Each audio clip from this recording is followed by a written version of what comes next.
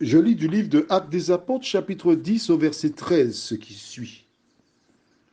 Et une voix lui dit, lève-toi, Pierre, tue et mange. Prions. Notre Seigneur, notre Dieu, tandis que nous prendrons le temps de lire cette portion de ta parole, que ton esprit continue à éclairer tes enfants et que nous puissions marcher dans tes voies, nous t'en prions, au nom de Jésus pour ta gloire éternelle. Amen. Je lis le verset 11. Et vit le ciel ouvert et un objet semblable à une grande nappe attachée par les quatre coins qui descendait et s'abaissait vers la terre, et où se trouvaient tous les quadrupèdes et les reptiles de la terre et les oiseaux du ciel. Et une voix lui dit, lève-toi, Pierre, tue et mange. Tandis que Pierre est sur la terrasse, il a une vision. Il voit la nappe et tous les animaux dessus. Il se pose la question, mais qu'est-ce que ça peut vouloir dire? Ah, qu'est-ce que j'aime Dieu? Il est extraordinaire. Ce n'est pas le type de nourriture qu'il consomme. Pendant qu'il se pose des questions, une voix lui dit, lève-toi, Pierre. Ah, il s'agit de moi. Son prénom est mentionné. Il est attentif à ce que la voix dit.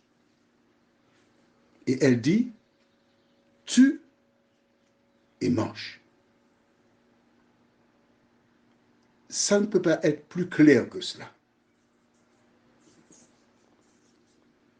Il est évident que cela vient de Dieu. Pour lui. Où Dieu semble donner une nouvelle orientation à l'alimentation de ses enfants.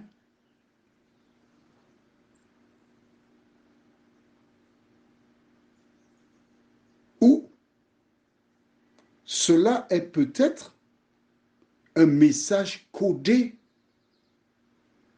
que Dieu a pour lui.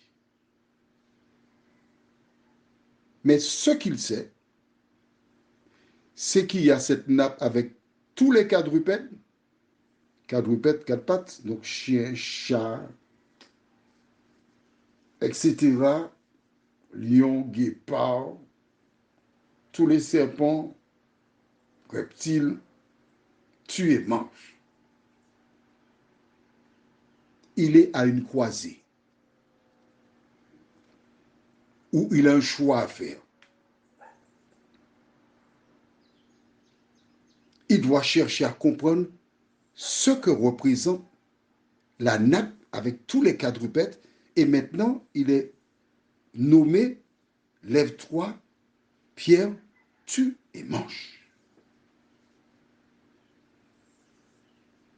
Mais Pierre sait que il ne s'agit pas de nourriture physique. Pourquoi? Parce que dans Malachie 3, verset 6, la Bible déclare, je suis l'Éternel, je ne change pas.